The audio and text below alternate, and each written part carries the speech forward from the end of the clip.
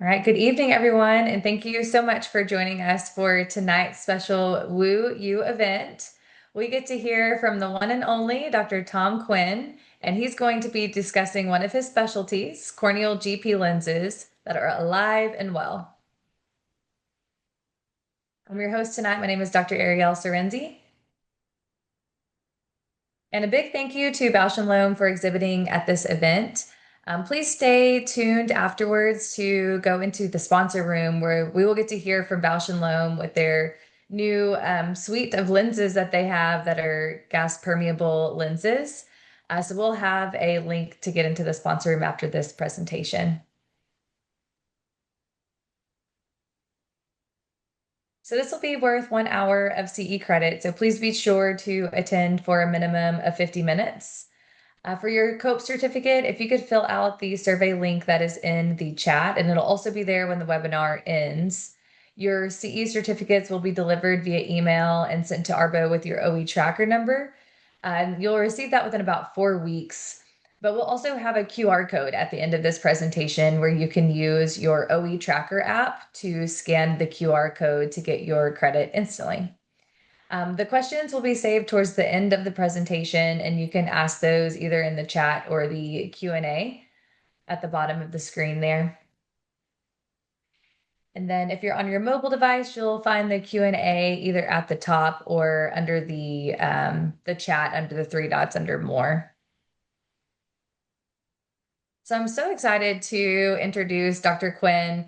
I know that he probably doesn't need much of a introduction because a lot of you probably know who he is or have heard him speak at some point in time on specialty contact lenses, which is his specialty. And he's made such a tremendous influence on the specialty contact lens world and personally in my experience in the specialty contact lens world as well. Him and his wife own a group practice in Athens, Ohio, that was started in 1983. And he's worn many hats in our profession, a lot of educational hats, a lot of leadership hats. So some of those are being a fellow of the American Academy of Optometry, as well as a diplomate of the cornea contact lens and refractive section. He's chaired the Academy's Clinical Investigator Certification Program, which leads the mentorship section of the FLOM Leadership Course Series, and has served as a host of the interior segment portion of the Academy's Clinical Podcast Series.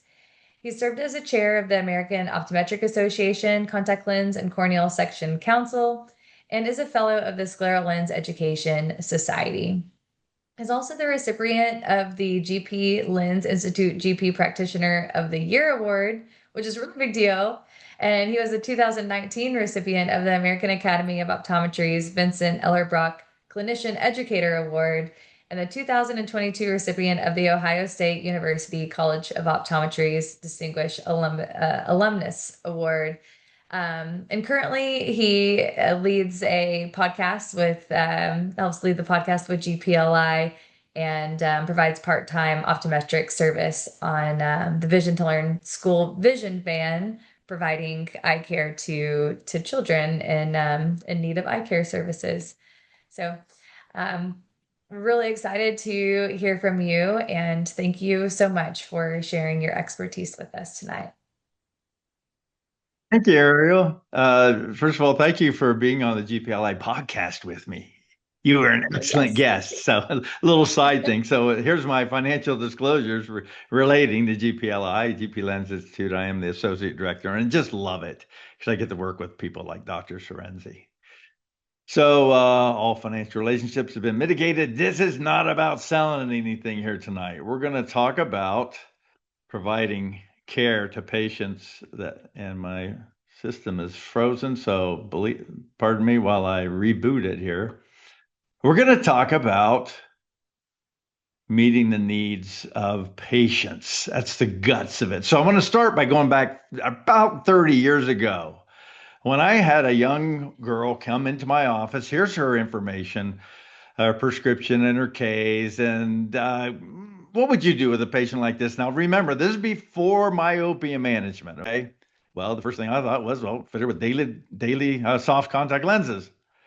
and she struggled and she struggled. They were big and floppy, and she's little and a tiny aperture, and she couldn't get them in her eye. So what did I do? I switched her to a corneal GP lens, and she did great with that.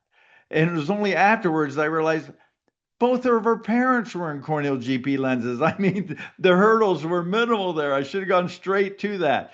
This is all to say that the benefits of GP lenses are multiple. We always think about the crisp acuity, and that's real. But there's so many other cases where corneal GP lenses are the solution. So we're going to touch briefly on why corneal GP lenses are great for normal corneas. Now, next week, Dr. Jim Hobman is going to give a great talk about fitting irregular corneas. So we're going to talk about normal corneas. Why consider corneal GPs? I want to talk about some tips of 40 years of experience on how to manage the elephant in the room, the comfort issue with corneal GP lenses. Then we're going to talk about the basics of fitting corneal GPs, and then how to fit astigmats and presbyopes. And then we'll wind up with some tips on how to control lens centration, because particularly with the specialty design lenses, centration is really key. So, what are the benefits of corneal lenses? You guys know all this, these four, but I want to compare them to scleral lenses because that's what most younger people want to go to right out of the bat. So, what are the benefits of corneal lenses over sclerals? Better oxygen. You don't get involved with the conj, as in the case with Brenna, the young lady that I just gave you the case about. Better if someone's got a small aperture, it's so much easier to get a corneal GP lens in. So easier insertion and removal. The lenses settle quicker, so the whole fitting process is streamlined. And then, of course, easier care. You don't have to deal with, solution to fill the bowl and so forth. So a lot of benefits, a lot of reasons to consider corneal GP lenses. So what are the hurdles to get over to fitting corneal GP lenses? And I think there's two main hurdles. The first one being concerns about comfort. So let's hit that head on. I think there's some great tips on how to get over that hump. And the number one is be positive in presenting corneal GPs. Most people think they're going to get a soft lens. So, and then when you make a recommendation of a corneal GP, that's something that may come out of left field for people. So you got to be confident and be positive. And some work by Ed Bennett and his colleagues at UMSL showed the importance of a positive presentation and patient acceptance for corneal GPs. So be positive. Okay, Tom, how do you be positive? I like to use the sandwich approach. Are you familiar with this term? A sandwich approach is when you take something, you say something positive, you throw the meat in the middle, and then you finish up with a positive message. So you sandwich a key message in between two positive messages. Here's examples. Opening positive statement. GP lenses will provide you with the best vision safety and ease of handling. Key message. You will notice some initial awareness, much like a new watch or ring. Closing positive statement. GP lenses are a great fit for your needs. That is giving the patient key information, but with a realistic presentation. You don't want to be too negative, don't want to be too positive. And I feel like that threads the needle. But recommend with confidence. What I would urge you to not do is to say to a patient, we could do this, this, or this. You're the expert. You know the patient. You know the tools available to meet their needs. It's your job to decide what's the best for the patient and make that recommendation with confidence. Now, if a patient has pushback, then you can have that conversation. But I really want to encourage you to make a recommendation with confidence. The words you use matter. You describe lenses as awareness. Try to avoid terms like pain, hurt, irritation. And you heard me in the sample sandwich approach that I use this all the time. Equate adaptation to adjusting to a newly worn watch or a ring. That seems to resonate to people. I also like to talk about how it's really your eyelid more than your eye adapting to the lens. There's a little more the separation there. The eyes are so personal, where the eyelid is a little more third party, and so patients seem more comfortable with that notion. And again, emphasize the benefits of corneal lenses. You don't have to give a list of all the benefits. List the or itemize the benefits that resonate with that patient. So, for example, with Brenna, that first patient I showed you, the benefit was a lot easier to get in and out of your eye. For other patients, it's going to be more oxygen. For other patients, it's going to be crisper vision. So, take the benefit that's going to matter to them and emphasize that. Okay, some other things you could do to help with the initial adaptation is to make sure the first lens you put on provides pretty good vision. So in other words, calculate, which we're going to show you how here in just a second, the design of the lens, and for the first lens you put on, have it be a lens that's designed for that patient. Because if they see well, they'll accept it better. They'll be more excited about what this lens can do for them. And then finally, use anesthetic. When back in the day, there was a time when we would avoid anesthetic. We thought maybe it would soften the corneal epithelium and lead to abrasion. And Christina Schneider showed that that's not the case. And Ed Bennett and his group again at UMSL showed that use of anesthetic really helps initial patient acceptance. Not only helps them with their initial awareness, helps there's less tearing, so the lens settles more quickly and you get a more efficient assessment of the fit. You'll see here that I have underuse of anesthetic, practice the no surprise approach. In other words, tell patients, I'm going to put a drop in your eye to help you with the initial adjustment to the lens so that they're not surprised when the next time they go to put the lens in and there's no anesthetic, there's some initial awareness. Okay, so those are some quick tips on helping get you up on the horse in terms of getting the patient comfortable with the notion of GP lenses and comfortable with the physical awareness. The other big hurdle is docs not having confidence in fitting. So let's briefly go over the guts of a basic spherical corneal GP lens. What's the first parameter you should choose? I'm going to suggest to you that should be lens diameter, and I'll give you a reason here in just a moment. But for now, just stick with me and go with this, that the lens diameter should be the first parameter. How do you choose lens diameter? You choose the lens diameter based on a number of factors, but for me, the key factor is where the upper lid rests relative to the upper limbus. As you can see in the left image, the upper lid's above the limbus. On the right limits, it's covering the limbus. When we have the situation like we have here on the right side, where the lid's covering the upper limbus, that allows me to tuck the lens up under the lid. Does that have any benefits? Oh, yeah. If we can tuck the lens up under the lid. By the way, other considerations are aperture size, pupil size, and HVID, horizontal visible iris diameter. But the big shot caller is that upper lid position. And the reason is if I can do a lid attachment fit, I don't need to blink. The patient does not need to blink over the edge of the lens, so comfort's improved. The lid helps hold the lens along the line of vision, so vision's improved. And any movement of the eyelid, and Marshall Doan many years ago did some high-speed photography that showed that when we blink, a lot of the times we're not blinking fully. But if I have a lid attachment fit, any movement of the lid, even if it's a partial blink, will promote tear exchange. So physiology is improved. So with lid attachment, vision, comfort, and physiology, the three pegs of success are all fulfilled. So if I can go for with lid attachment, I'm going to. When can I go with lid attachment? When the upper lid covers the upper limbus. So if I'm choosing a lid attachment fitting approach, I'm going to go with a bigger lens that can extend up under that upper eyelid. So it's usually a 9.2 to 10 millimeter range. If it's in an interpalpebral approach, because the lid's above the upper limbus, I'm going to choose a smaller diameter, usually 8.5 to 9 millimeter range. Note at the very bottom there, if you're going to make a change, It has to be at least zero point 0.3 millimeters different to make a clinical significant difference in performance of the lens on the eye. Okay, so we choose the diameter. Now we're ready to choose the base curve.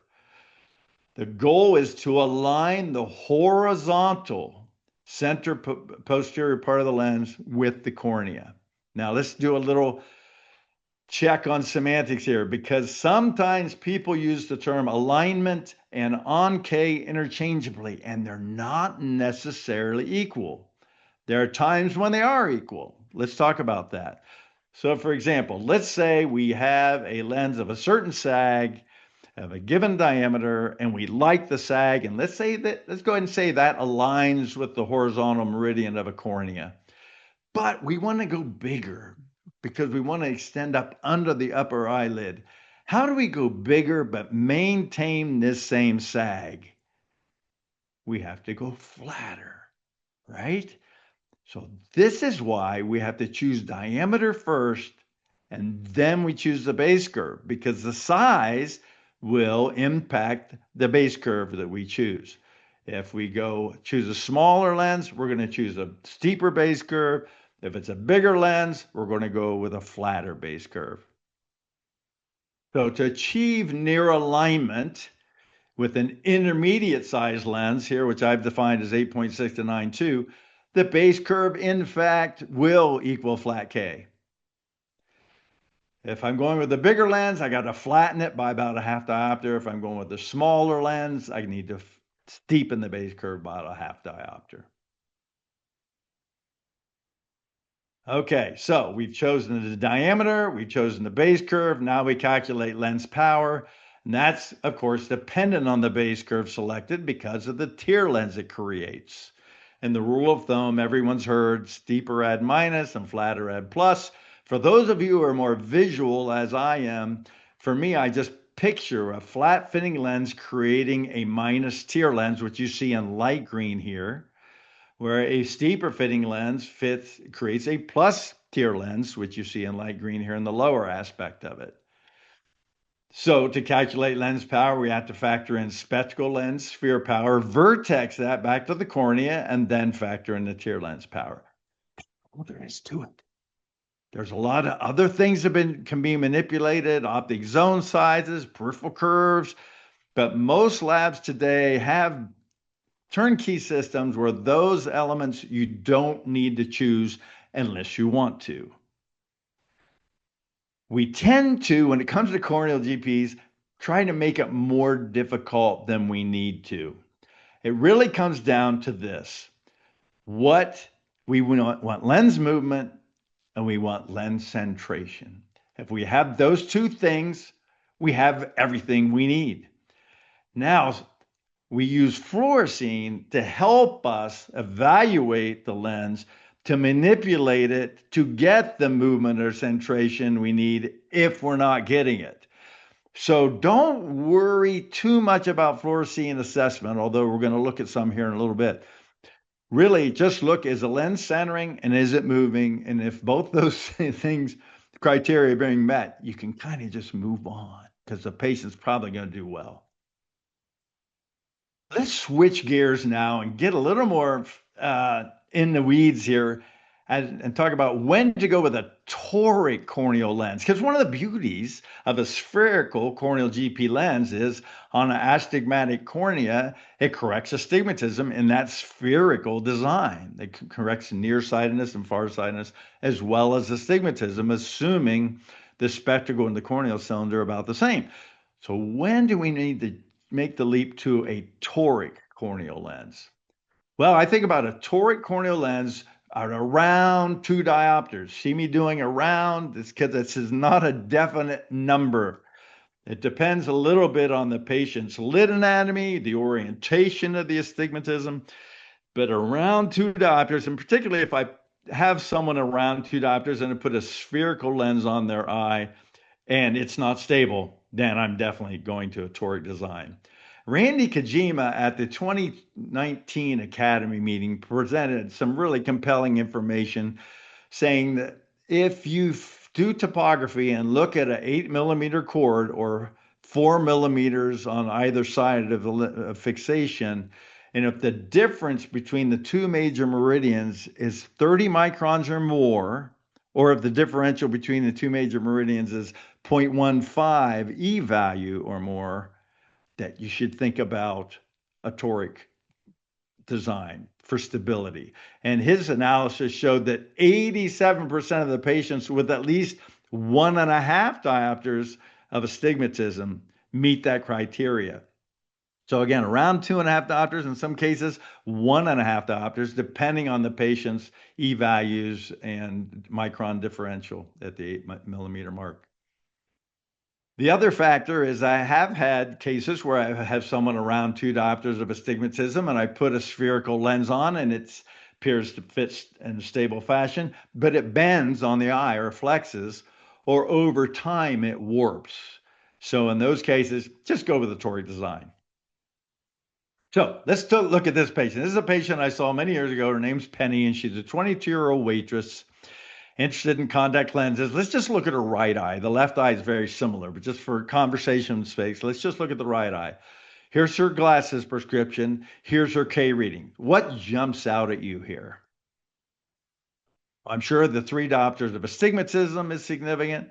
Perhaps you also note that the K difference in Ks is 3 diopters, so those match. Perhaps you also notice the 3 diopters is with the rule. Something that I want to make sure you also notice is that there's a relatively low spherical refractive error, -1.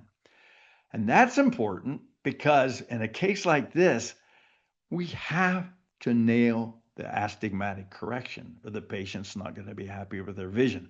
Versus a -6 with 3/4 of a diopter of astigmatism. That 3/4 of a diopter, I don't want to minimize, but the major factor with that is a -6. In this case, the 3 diopters, we have to nail that or the patient's not going to be happy.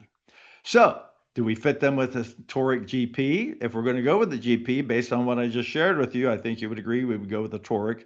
In fact, what you see here is a picture of a spherical GP on Penny's eye, and it just dropped and sat there. So that's the worst case scenario because we're going to have a lot of problems with discomfort, redness, and staining. So if we're going to go with the GP, it would be a toric. But what about a soft toric? Is that an option in this case? It certainly is. That option is out there. So should we consider that?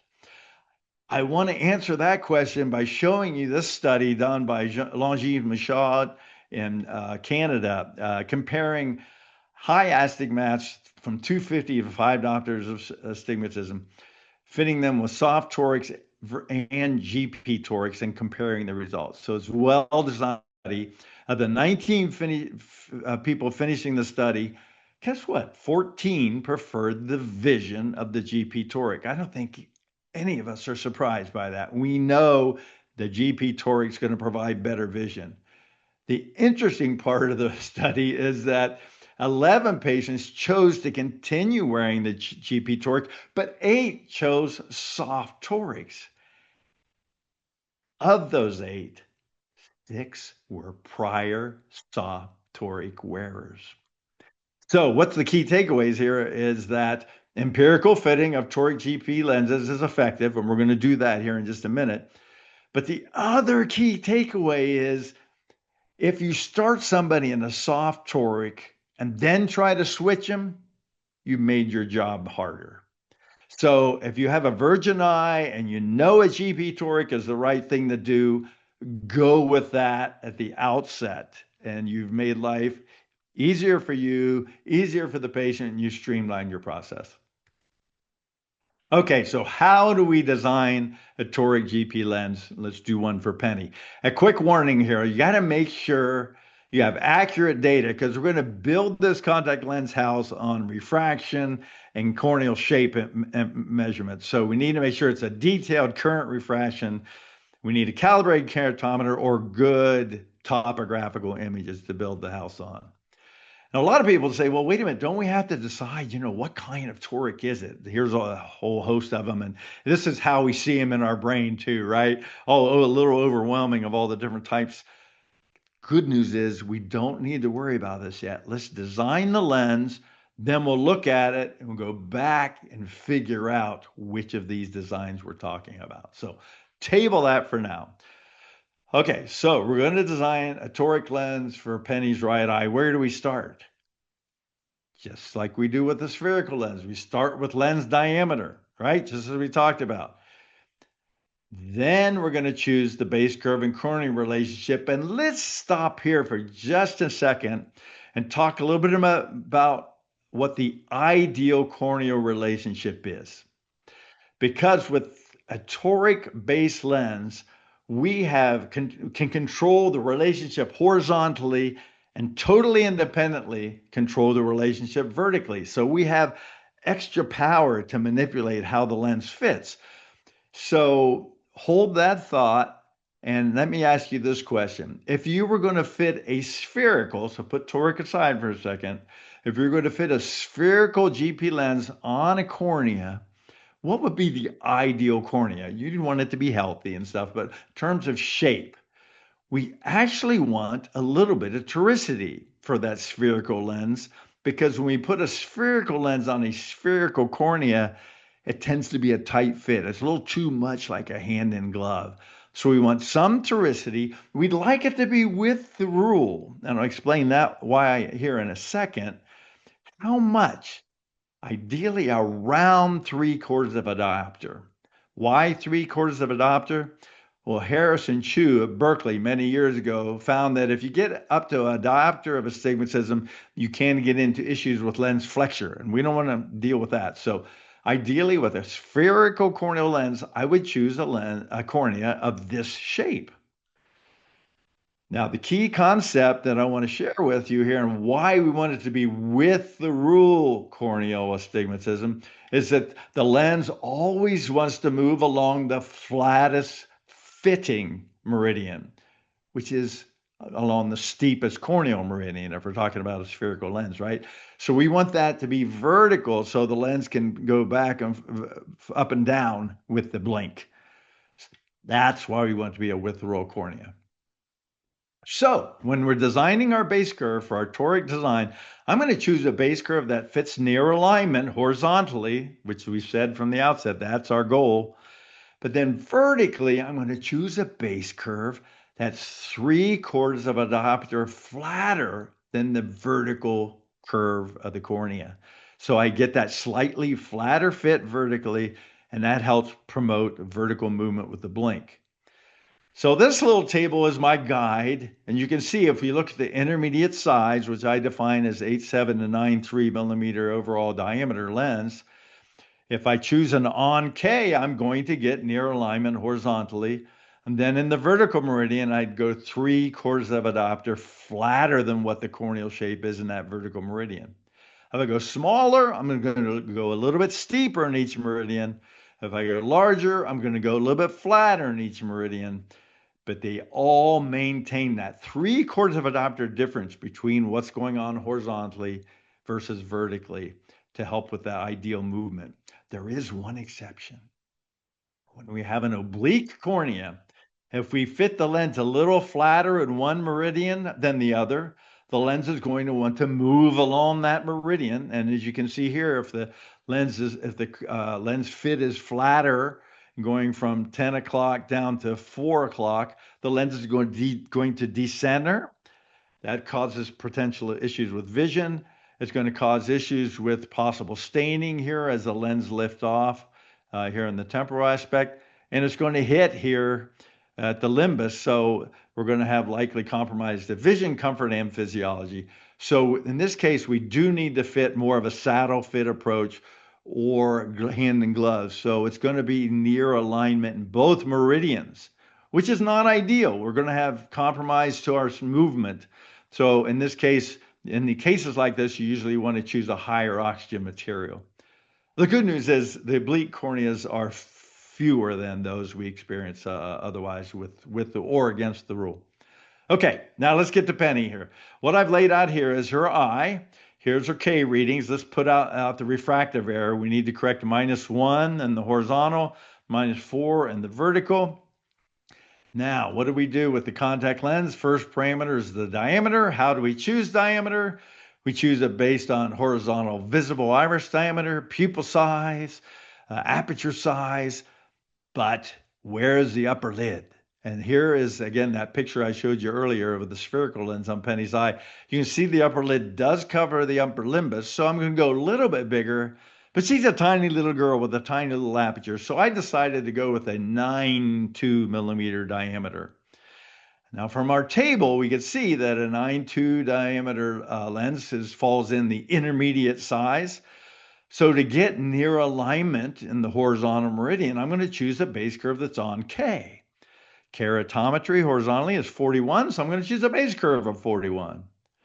Vertically, I want to go 3/4 of a diopter flatter than the vertical meridian. The vertical meridian is 44. 3/4 of a diopter flatter is 43.25. Okay, so I got the diameter, I've got the base curve, and I just got to come up with the power, and in which case I got to factor in the tear lens. Horizontally, we have a 41 diopter cornea and a 41 diopter contact lens, so there's a plano tear lens. Vertically, we have a 44 cornea and a 43.25 contact lens, so we have a -75 tear lens. Let's plug and chug in the horizontal meridian. We need -1. We have no help from the tear lens, so we need -1 in the contact lens. Vertically, we need -4. We get 3/4 of a diopter help from the tear lens, so we need -3.25 in the contact lens. We're done. We've designed the Toric GP lens for Penny. Now, let's figure out what design it is. So what we're going to do is order this base curve, this back vertex power. Now, here's where the magic sauce is. Look at the difference between the base curves in diopters, and it's 2.25 diopters. Now look at the difference in the base curves, the lens powers. Again, it's 2.25 diopters. And you may say, well, Tom, that's highly unusual. It is not. Most people where refractive cylinder and corneal cylinder match, this is going to be what happens when you analyze your design. Now, the reason that's important, when those are equal, we have a spherical power effect design. I hope you're familiar with that terminology, or SPE design. When we have SPE design, that means the lens can rotate and vision will not be compromised. That is powerful information. Isn't that something we're always worried about when it comes to toric lenses of any design, soft or GP, that it's going to rotate and we're going to have a wacky refraction result and not know where to go from there? If we have an SPE design, we can walk out of that room with confidence and know that patient's going to be happy with their vision when we dispense it to them. What if the difference in base curve, oh, by the way, here's the toric lens on Penny's eye in the lower image there. You can see it centers much better.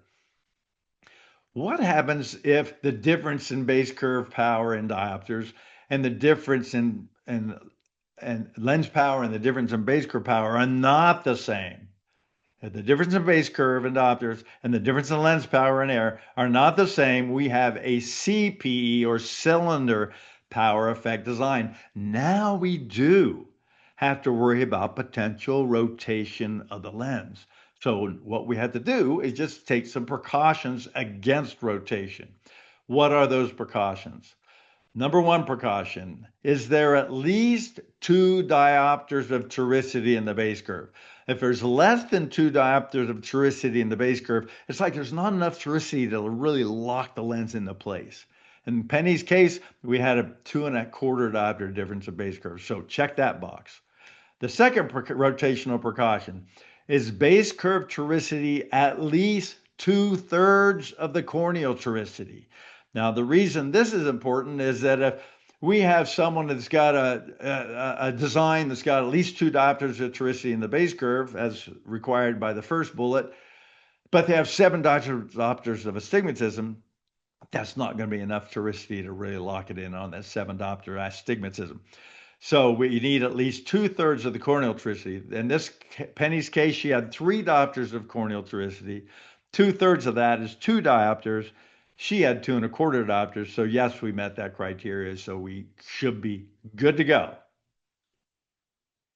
So when we order a bitoric design, an SPE bitoric design, the difference in base curves and diopters and the difference in powers are going to be the same.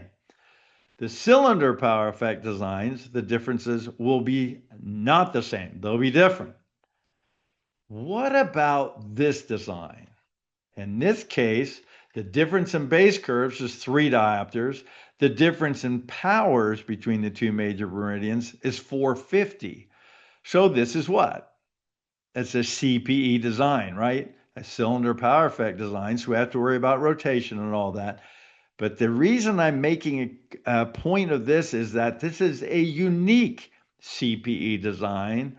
It is a design, a toric back surface design, where the toricity in the base curve is all that's needed to create the toric power we need. In other words, the front surface can be spherical. The front surface will be spherical, only the back surface is toric. And you may say, well, Tom, explain that. So it's because when we look at our diopter to radius conversion chart, that is based on the index of the keratometer, which is a derived value of 1.3375. When we fit a contact lens, it actually has a higher index a higher index. So therefore, it bends light more than what you would expect based on the diopter to radius conversion chart, and it bends it more by about 1.5 times. So anytime you see the difference in the base curve and the difference in the powers not being the same, take a note and say, is the difference in power 1.5 times more than the difference in base curve? And if so, you have a spherical front surface and a toric back surface. Now, if I've lost you on that, just go to the gpli.info lens calculator and it'll walk you through all that. In fact, it'll calculate all your toric designs for you and tell you what design you have. I want to switch gears now and let's talk about the presbyopic patient. This is a gentleman that came in. He's a 42-year-old retired college professor. I practice in Athens, Ohio, home of Ohio University. So we see a lot of college professors. And this guy came in very avuncular, very college professor looking. And he came in and he had really gotten into astronomy. And his problem was that he took his glasses off to look at the stars, but then he would take his through the binoculars, but then he would have to put his glasses back on to consult his celestial map. And he brought one in, and this is a picture showing you something similar to what he brought into me. He says, there's something you can do to declutter my life a little bit. So obviously I thought a contact lens. So here is spectacle X is keratometry. The things I want you to note are not only is he myopic, he's got a fair amount of astigmatism, particularly in his left eye. And you'll note the keratometry values reflect that. So it is corneal, the astigmatism. And he's got a pretty high ad. So what are you going to do with this guy who wants convenience, but he really needs crisp vision? Well, anytime when we have the corneal sill and the spectacle sill matching, that gives us all kind of options, right? All these I've listed here are possibilities for someone that has corneal astigmatism equal to their spectacle astigmatism. But only one of these makes sense for this guy. Which one? The Corneal GP, that's the translating design. Simultaneous vision designs, which all the rest are not going to cut it for the type of quality vision this guy needs. So let's back up for just a second because someone's out there probably saying, well, yeah, there are multifocal options. What about monovision? What about an overprescription? Well, overprescription obviously makes no sense. We're trying to declutter this guy. What about monovision? But there are numerous studies, which I've cited here at the bottom of this slide, that have found subjects prefer multifocals over monovision in 7 out of 10 cases or thereabouts. So take that science and arm yourself with confidence to know that science says multifocals are the best option compared to monovision, and start there because that's what patients prefer. So, having committed to multifocals, we realized that a translating GP design is the best for him. And you guys, I feel like a translating GP design might be the most underutilized design out there because it can serve the patient so well. For crisp vision, you do need to make sure the lower eyelid is at or near tangent to the lower limbus, or it can be above it a little bit, but it can't be below because we need that for the translation.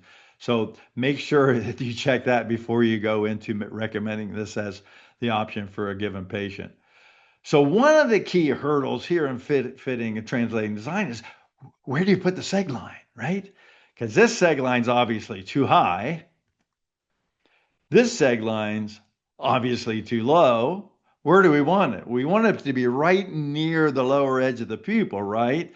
So how do we select a starting point for seg height?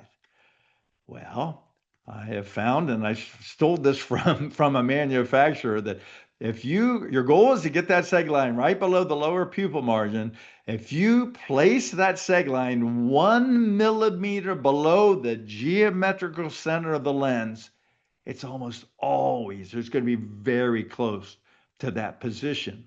What do I mean by 1 millimeter below the geometrical center of the lens? So let's take a lens that's 10 millimeters in diameter. The geometrical center is 5 millimeters. 1 millimeter below that is 4 millimeters. So you order your seg at 4 millimeters. It's almost always, or very, if not at, very near where you want it to be. So there's a great starting point for you if the lower lid is a tangent to the lower limbus. If the lower lid is above the lower limbus, then you have to do what? You're going to have to lower that seg because it's going to go up too high. So you have to, then you would put it at 1.5 millimeters below the geometrical center of the lens. Okay, so now let's look at this. How's that look to you? You see the seg line. It's not quite up to right below the pupil, but it might work. So how do we determine whether the height's going to work or not? There's a couple ways to do it. One is look at the slit lamp, and I'm going to show you some slit lamp imaging here of looking for translation and down gaze. But also, I love to use the direct ophthalmoscope. Stand at about arm's length and see does the seg move into the pupil. I have the patient look straight, and I don't want the seg to come up into the pupil, or if so, I want it to drop very quickly. And then I get down in to where the reading area is and see if the seg will rotate up into the pupillary space. It doesn't have to totally cover the pupil, just about half. The seg has to be in about half the pupil and it'll do the trick. But the best way to assess is the seg height go to work, is subjectively. So have the patient hold a reading material straight out and bring it down slowly and tell you when vision kicks in. And if they're holding their reading material at a comfortable angle when the vision kicks in, you know you're good. If they have to bring it down too low, then you know you need to actually go reorder the lens and raise the seg. Okay, so let's look at some fits here. So here's a patient with a translating design. Look down, you lift the lid, you can see it's not translating. So the next design, the next slide here is a lens that's fit a half diopter flatter. And now you can see that it's translating. So one problem-solving strategy, if it's not translating, is flatten it a half diopter. Another strategy is to increase the prism. That gives a wider shelf for the lens to rest on the lid, or for the lid to catch the lens and push it up. So, okay, that's if the lens is not translating. How about this lens? Can you see that it's rotating clockwise? Can you see that lens is almost vertical? That seg line's vertical there. How would you fix that? Well, studies have shown that, particularly with the rule corneas, flatten the base curve a half diopter again. We'll solve that. Another choice is to increase the prism. If the lens is fitting fairly flat, that'll allow the prism to drop, the bottom of the lens to drop towards the lower lid. Truncation is another option. I'll show you the next picture video shows you a truncated lens here. What's the problem with this, if any? See how that seg line goes up into the pupillary space? So that patient's going to have blurred vision every time that seg goes up. So how do you get the lens to drop more, right? Guess what? Same strategies we've been talking about. Flatten it a half diopter or increase the prism a half diopter. Do you see the trend here? Problem solving strategy for all three of these is flatten or increase prism. Another thing that you might consider doing here, if you're brave, is to thin the upper edge. I've had some success with that too. So there's less for the lid to grab. Some people will say, well, I'm not going to fit a translating design because so many people live at the arm's length distance and the translating designs are bifocals, the top part for distance, the bottom part for near. Well, now we have trifocal designs. We also have progressive optics. As you see here, I don't know if you can see the little dots in the lower left image that you kind of draw with an imaginary line across where the ad is. And these work really well, virtually like a progressive spectacle lens. So that intermediate distance can be solved with either of these designs. Also, I had a patient come in whose dad was an OD in Chicago, and she said, you can tell people about this as long as you give my dad a tip of the hat. And his name is Irving Yaros. And what she is a patient I fit with a translating bifocal. And she came in wearing these glasses. Can you see that the bottom part of the glasses are cut off? You want to guess what power's in those lenses? She wears these when she's working on the computer. She's a university professor. Those are plus 120.25. So she's looking through the distance part of her bifocal contact lens and then looks through the plus 1/4, that's for computer distance. And then through the cutoff part, she looks below the glasses to look through her seg for reading. It works really slick. So we can get creative and solve a lot of problems in a lot of different ways. I want to move to now the aspheric corneal GP multifocals, which are probably more commonly fit than the translating designs. These are great for patients, particularly for low to moderate ads and people that need a lot of flexibility. And boy, don't we have a lot of patients that are very multifaceted in their visual demands these days. So these lenses are great in those regards. There was a great study done by Raja Gopalan here back in 2006 comparing monovision to soft bifocals and an aspheric GP multifocal, like what we're talking about now, and comparing that to glasses, progressive spectacle lenses. And here, high bars are good in terms of contrast acuity, and the best was high contrast acuity was with the GP multifocal, even superseding the progressive edition spectacle lens. This next chart in the same study shows that glare sensitivity, and here we want low bars, was least with GP multifocals versus all the other options. So just as one study demonstrating aspheric GP designs can perform very, very well. They have evolved quite a bit over time. Originally, they had a very high eccentricity on the back surface. In order to be fit properly, they had to be fit 4 to 6 diopters steeper than the corneal, the flat K. That led to problems with corneal molding, and then that led to problems with after lens removal with spectacle blur. So advancements were made for a low eccentricity back surface designs, but in those designs, in order to be stable, they rely on the upper lid holding the lens in place. Also, the degree of eccentricity, because it was low, the amount of ad was somewhat limited. Here's some posterior aspheric multifocals on an eye. In the upper left image, you can see when it blinks, there's a slow drop of the lens when the patient blinks, which is going to cause some fluctuation in their distance vision. So although the fluorescein pattern looks pretty, that drop right there is less than ideal. So the upper right image is a diopter steeper than what we see in the upper left. That black dot is an air bubble. You can see it still drops. So what we have in the bottom is our Goldilocks lens, a lens that's a half diopter steeper than the upper left image, but a half diopter flatter than the upper right image. And that is giving us what? Our proper centration and our proper movement, which remember, those are the two key, key criteria to tell us whether we should stop. So it's the lower image that we're shooting for. The next evolution was into the ability to manufacture aspheric surfaces on the front of the contact lens. So front surface aspheres came into being.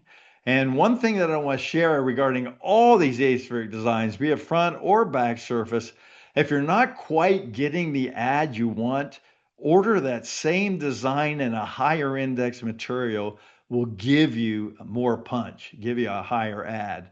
Or if the amount of asphericity you have is inducing corneal changes and you want to reduce the amount of asphericity but keep the same ad, you can achieve the same ad power with a lower asphericity by increasing the index of the material. So talk to your lab about that. So in addition to aspheric curves, we also have annular zones. We've had those for a while. And now we got combined design features where we combine an aspheric back surface with the front surface annular zones, and commonly with higher ads needed, that's what the go-to is. All of these in the lower portion of this page, centration is critical. So let's talk a bit about how to control centration, which is important with any design. If we have a corneal GP lens that's riding low, how are we going to lift it? A few key strategies. One is lighten the lens. And of course, I'm sure everyone right away thinks of, well, decrease center thickness to lighten the lens. What you may not immediately think of is order a lens with lower specific gravity material. Dr. Leo Carney and I did some studies back when I was teaching at Ohio State that showed that low riders were lifted when lenses were ordered with a lower specific gravity. So work with your lab and they'll tell you what those materials are. Another way to manipulate the centration to help pick it up is to manipulate diameter. And how you manipulate the diameter depends on where the upper lid rests. So if the upper lid rests above the limbus, you want to go smaller because that decreases the mass. But if the upper lid covers the upper limbus, we want to go larger to promote lid attachment, which we've already talked about. If we change the base curve, we want to flatten it because that gives the lid more say in where the lens positions. It frees the lens up to be picked up by the upper lid. What about a high rider? We basically do the opposite of what we just described with one exception. We want to make the lens heavier. We can do that by increasing the center thickness. In this case, changing specific gravity, Leo and I found had very little effect. It's like the power of the upper lid lifting the lens way overrides anything we could accomplish with changing in specific gravity. So that's of limited value on a high rider. We can add prism to make it heavier too.